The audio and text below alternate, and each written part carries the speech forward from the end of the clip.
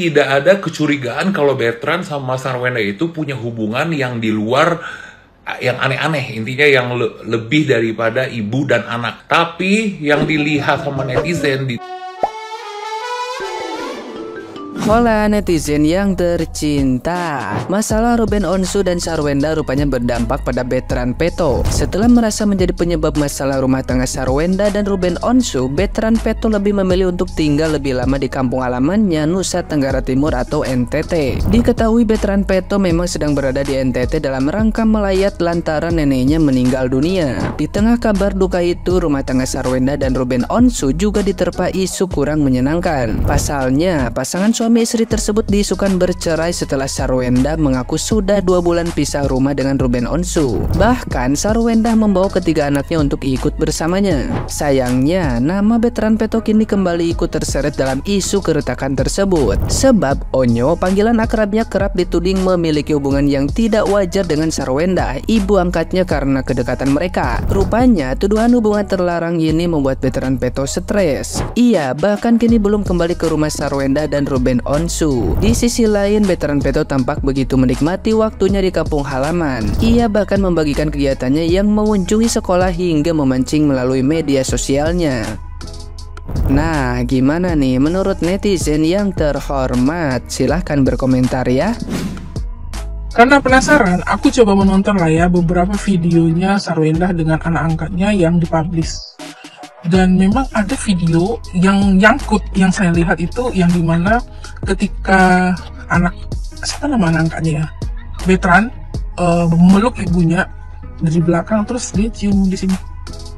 Nah, ini aku sebagai seorang ibu ya, kalau seandainya itu anak saya, ini anak kandung, kita nggak ngomong itu anak angkat, itu anak kandung saya, cium di sini saya, ya, siapa sih marah? Karena kan perempuan, ini kan daerah saya. Nah, tapi kalau hal itu dibiarkan, saya rasa sih, ya tergantung sih sebenarnya, tergantung.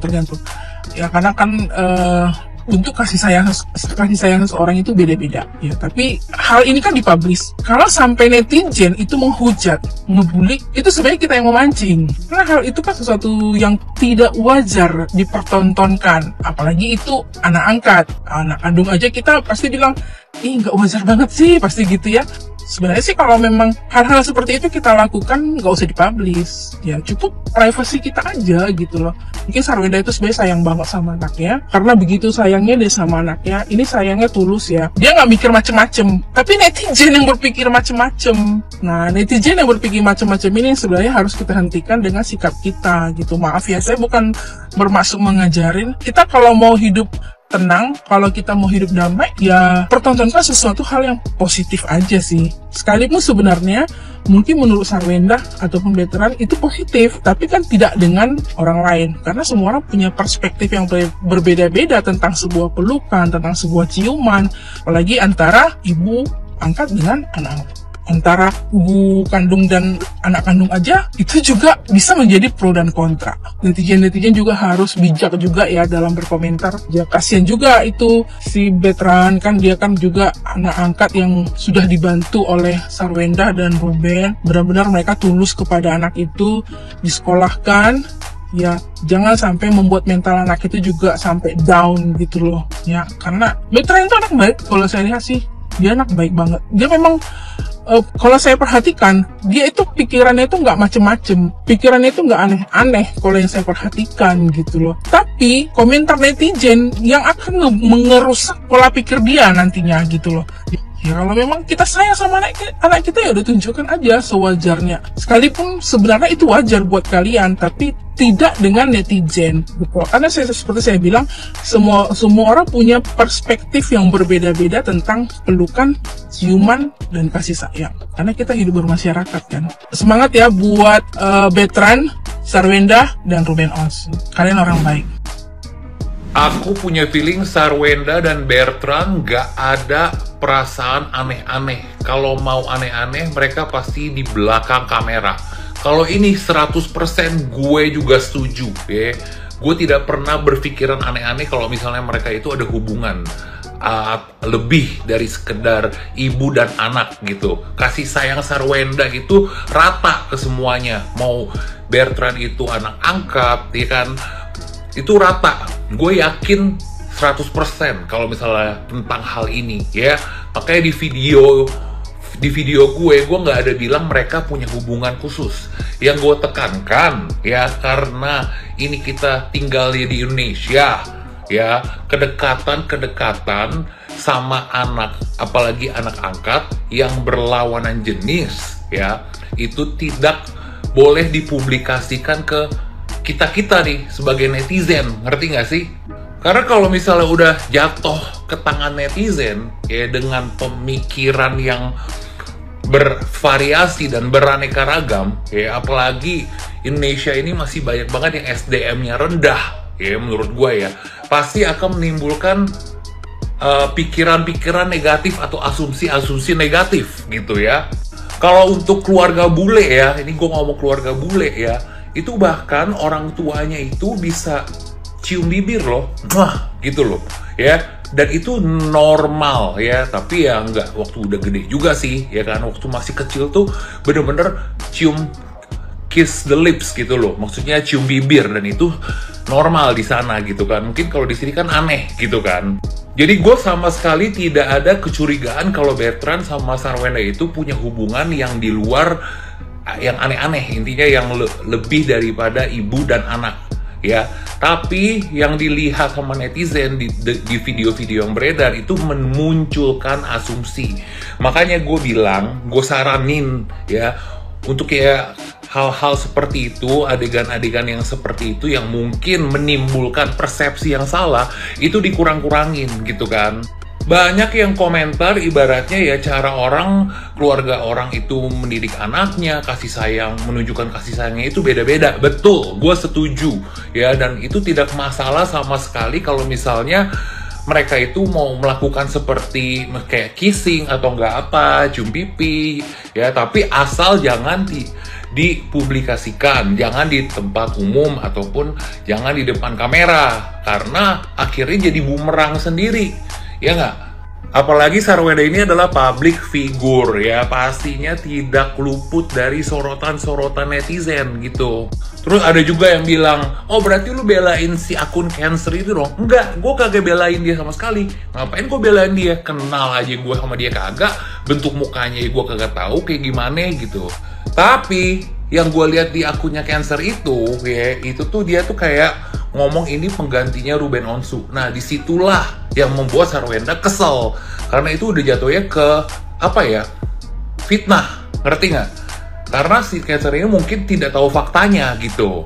Sedangkan menurut gue pribadi ya, dengan adanya video-video yang tersebar, harusnya Sarwenda itu tidak perlu apa ya, maksudnya gak usah terlalu diurusin lah, jangan sampai mengganggu mentalnya dia. Maksud gue gitu loh, paham ya sampai sini ya? Karena itu adalah resiko dari jadi public figure yang selalu menjadi sorotan, apalagi kehidupan pribadinya kan diekspos juga ya nggak, di YouTube dulu seperti apa gitu loh. Intinya gue yakin dan percaya mereka itu benar-benar pure ibu dan anak gitu, nggak ada yang aneh-aneh. Tapi karena hal-hal yang dilakukan itu di depan kamera, muncullah persepsi negatif. Karena gue yakin Sarwenda itu dari keluarga yang educated, beragama gitu loh, nggak mungkin dia kayak begitu. Yang gue lihat selama ini loh ya, maksud gue gitu loh. Tapi video-video yang tersebar itu akhirnya membuat netizen itu berpikiran yang aneh-aneh. Karena ya lu tau lah, netizen itu kan dari background yang berbeda, tingkat pendidikan yang berbeda, pergaulan yang berbeda gitu maksud gue. Karena itu merupakan sesuatu yang nggak lazim aja. Mungkin kalau di keluarga Sarwenda sama Ruben Onsu itu sesuatu yang mungkin biasa gitu loh dilakukan, tapi mungkin di Indonesia itu tidak lazim ya, jadi menimbulkan persepsi yang salah. Tapi kalau menurut gue pribadi, intinya kalau misalnya antara ibu dan anak, apalagi lawan jenis ya, ataupun ayah sama anak ya yang lawan jenis, harus udah bisa jaga jarak juga kalau anaknya itu sudah beranjak remaja. Itu menurut gue pribadi gitu. Jujur dengan adanya video-video yang beredar itu, gue juga jujur ya liatnya shock dan kaget. Tapi akhirnya gue mikir, ini kan karena cuman potongan-potongan nih, jadi kita kesannya tuh melihat itu kayak wah gimana banget gitu kan. Mungkin kalau kita lihat video secara keseluruhan mungkin maknanya beda lagi, apalagi digoreng lagi sama netizen. Gua pun sendiri pada saat lihat video yang banyak beredar itu ya, bukan satu video, gue juga kayak berasa nggak lazim, aneh gitu loh. Ya intinya gitu-gitu, jangan di depan umum, jangan di depan kamera lah, daripada jadi bumerang, ya nggak? Bertrand Peto, Sarwenda, dan Ruben Onsu. Jadi ini kan yang diangkat oleh Sarwenda dan Ruben Onsu itu Bertrand Peto atau Onyo, itu kan dia kembali ke kampungnya, ya NTT, ke tempat orang tua kandungnya dengan alasan menjenguk orang tua atau melepas kangen atau apalah. Intinya si Onyo ini kembali ke kampung halaman dia, ya. Nah, bagi sebagian besar netizen, itu adalah hal yang normal. Mungkin Onyo ini menjenguk orang tuanya atau menjenguk kerabatnya, rindu kampung halaman, kan gitu. Bagi pemikiran kebanyakan netizen, terutama fans mereka. Namun, dalam pandangan saya pribadi, bisa salah, bisa benar. Ya, Onyo atau Bertrand pulang kampung, itu ada hubungannya dengan keretakan rumah tangga Ruben dan Sarwenda. Dalam artian begini, karena dalam pandangan saya, ini Sarwenda dan Ruben kan hubungan keluarganya ada masalah, kayak retak gitu kan antara Ruben dan Sarwenda. Nah, dalam pandangan saya, karena keretakan ini, itu kemudian si Bertrand ini atau Onyo ini dia menarik diri, entah dia sendiri yang menarik diri atau dia disuruh untuk mengasingkan diri dulu, pulang ke kampungnya, ya.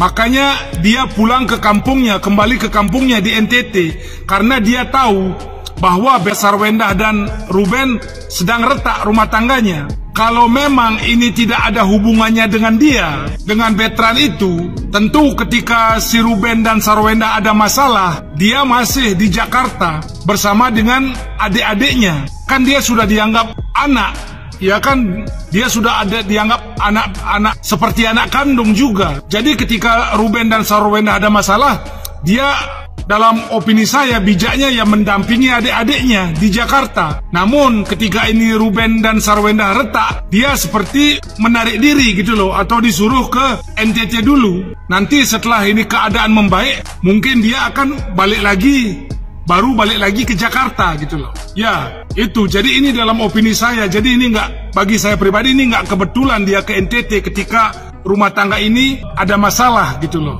Ya, dalam sudut pandang saya. Dan yang terakhir, itu netizen berkomentar itu sesuai dengan apa piti-piti yang mereka buat gitu loh, public figure. Ya, jadi apa piti video yang public figure bikin, itulah yang netizen komentari. Ya, lalu mengupload segala kegiatannya di media sosial, itu wajar dikomentari netizen, itu resiko public figure. Saya belum pernah melihat atau mendengar ada undang-undang bahwa public figure itu kalau setiap bikin konten harus hanya komen puji-pujian. Belum pernah saya mendengar. Itu dalam opini pandangan saya, bisa salah bisa benar.